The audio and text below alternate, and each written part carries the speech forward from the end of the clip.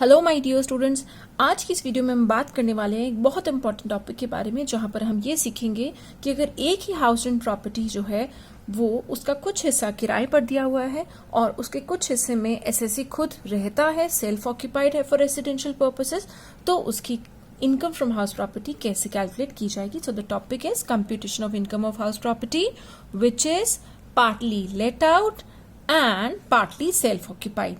सो क्या करना होगा, income of part of the property which is let out, उस प्रॉपर्टी के उस पोर्शन की हम बात करें जो किराए पर दी हुई है उसकी इनकम, और उस पोर्शन की इनकम जो कि सेल्फ ऑक्यूपाइड है, इन दोनों को हम सेपरेटली कंप्यूट करेंगे। Income of part of the property which is let out, income of part of the property which is self occupied shall be computed separately. दोनों की कैलकुलेशन हम सेपरेटली करेंगे ताकि कोई एरर ना हो। हम लेट आउट पोर्शन को, उसी सेम बिल्डिंग के लेट आउट पोर्शन को अलग कैलकुलेट करेंगे और सेल्फ ऑक्यूपाइड पोर्शन को अलग कैलकुलेट करेंगे। मेरा कहने का ये मतलब है, फॉर एग्जाम्पल एक बिल्डिंग है, उसके फर्स्ट फ्लोर पर एसएससी जो है उसने रेंट आउट किया हुआ है बट ग्राउंड फ्लोर पे वो खुद रहता है, तो हमें क्या करना है, income from the first floor which is let out shall be computed separately as per the let out provisions, and income from the ground floor which is self occupied shall be computed separately as per the self occupied provisions। जो self occupied treatment आपको सिखाई गई है उस treatment के हिसाब से हम ग्राउंड फ्लोर की कैलकुलेशन करेंगे, और जो आपको लेट आउट प्रॉपर्टी की ट्रीटमेंट सिखाई गई है फ्रॉम सेक्शन 22 to 25, जो भी उसमें सारे प्रोविजन सिखाए गए हैं उनको अप्लाई करते हुए हम फर्स्ट फ्लोर की कैलकुलेशन करेंगे। तो आइए मैं आपको एक क्वेश्चन करके दिखाती हूँ उसके बिहाफ पे। So the question that I have taken up related to this question topic is, Mr. R owns a house property in Delhi. 60% of the property is let out for 15,000 per month and 40% is self-occupied by him. उसी मकान के 60% किराए को की property को उसने किराए पर दिया हुआ है और 40% में वो खुद रहता है। म्युनिसिपल वैल्यू आपको बताई गई है 2 लाख है। Fair rent is 22,000 per month, standard rent is 20,000 per month, municipal taxes paid are 30,000, interest on the money borrowed for the purchase of property which was acquired in 2010 is 1,80,000। so interest on loan जो कि property खरीदने के लिए ही लिया गया था, जो कि 2010 में खरीद ली गई थी, उसका लोन का इंटरेस्ट इज 1,80,000। तो आपको क्वेश्चन बिगिन करने से पहले क्या करना है कि यहाँ पे फेयर रेंट और standard rent per month values दी हुई हैं, आपको इन्हें सबसे पहले म्युनिसिपल वैल्यू से कंपेयर करने के लिए एनुअल वैल्यूज में कन्वर्ट करना होगा। सो 22,000 into 12 is 2,64,000 and standard rent is 20,000 into 12 months, it is 2,40,000।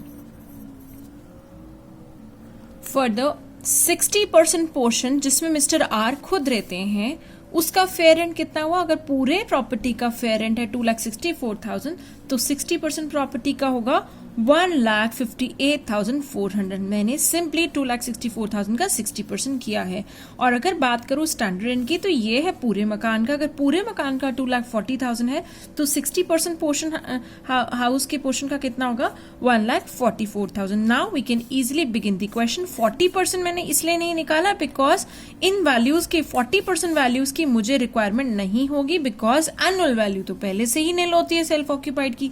तो जो सेल्फ ऑक्यूपाइड है इसका निकालना जरूरी नहीं है, लेकिन जो लेट आउट प्रॉपर्टी है उसकी मुझे एफआर और स्टैंडर्ड रेंट जरूर ही चाहिए before beginning the question. So let's get started, let's do the question. So as we can see, municipal value is 2 lakh, fair rent of the whole house is 2,64,000। दोनों में higher figure कौन सा है, 2,64,000। लेकिन हम तो बात करें सिर्फ लेट आउट प्रॉपर्टी की, तो लेट आउट प्रॉपर्टी का मतलब इन दोनों के हायर में से 60% कितना आता है, 1,58,400। Now let's talk about this 1,58,400 and the standard rent. इन दोनों में हमें क्या लेना होगा, लोअर फिगर जो छोटा है। सो 1,58,400 और 1,44,000 में से छोटा कौन, 1,44,000। So your reasonable expected rent is the lower of 1,58,400 and 1,44,000. That is, your answer is 1,44,000 till this point. Now comes the point of actual rent. Actual rent अगर किराया पर मंथ 15,000 है तो 12 मंथ्स का कितना होगा 1,80,000. Now the higher of these two is, इन दोनों में से बड़ा कौन 1,80,000. So your gross annual value for this question for this particular let out property is equal to 1,80,000. Now what is the next step? You need to deduct the municipal taxes. अरे अगर पूरे मकान के म्यूनिसिपल टैक्सेस 30,000 है तो 60% मकान के कितने होंगे, लेस करेंगे हम म्यूनिसिपल टैक्सेस 18,000. सो 18,000 डिडक्ट करने के बाद हमारी नेट एनुअल वैल्यू आती है 1,62,000. Now what is the next point? The next point is about the deductions. Deductions under section 24, which are two deductions. Number one, A part is section 24A की deduction क्या है? Section 24A. What does this say? It says standard deduction at the rate of 30%. किसका 30%? 1,62,000 का 30%, मतलब कि 48,600. And the second deduction is all about interest. Interest on what? Interest on loan. Interest on loan जो है वो आपका अगर पूरे मकान के लोन की वैल्यू है कि इंटरेस्ट की वैल्यू है 1,80,000 तो उसके 60 उस इंटरेस्ट का 60% ही हम यहाँ डिडक्ट करेंगे. That is we will deduct the value 1,08,000. Now after deducting these two deductions from our NAV, we will get the answer of 5,400 rupees. So this was the case of let out property, let out portion of the property. तो हम यहाँ पर mention कर सकते हैं कि ये है हमारी let out portion की income from house rent property, income from portion which is let. Now let's talk about the portion which is self-occupied.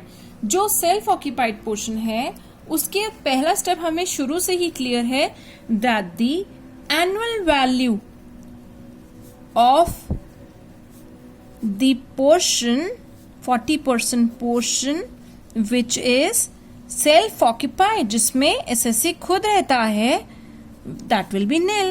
वो तो nil ही होगी. So the next step will be you will deduct the standard deduction 30% is again nil.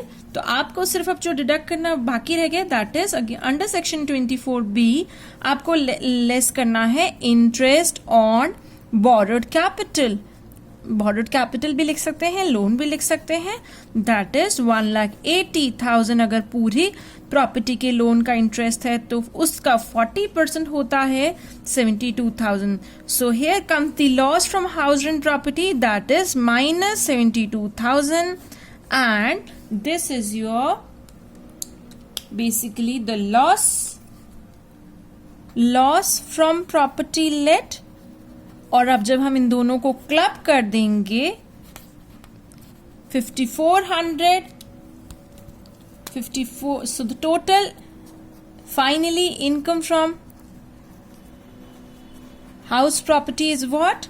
It is 5,400 plus minus 72,000. So your final answer is minus 66,600 rupees. This is again the loss. Okay, so that is how we will do the question. जहां पर एक साथ एक ही property self occupied भी है और let out भी है. और एक और इम्पोर्टेंट मैं बात करना चाहती हूँ कि अगर ये इसी एसएससी के पास अगर ऑप्शन आता है कि वो सेक्शन 115AC के साथ जाना चाहता है तो उसको जिस प्रॉपर्टी में वो खुद रहता है उसकी डिडक्शन पहली बात नहीं मिलेगी, उसको ये डिडक्शन नहीं मिलेगी. और दूसरा एक लॉस को दूसरी इनकम के साथ सेट ऑफ करना भी सेक्शन 115AC में अलाउड नहीं है. सो उस केस में उसका आंसर आता है 5,400 income only. So that's it for this video. In my next video I will be talking about few left out important points. कुछ छोटे छोटे important points रह गए हैं जो कि आपके लिए जानना जरूरी है इस चैप्टर की complete understanding के लिए.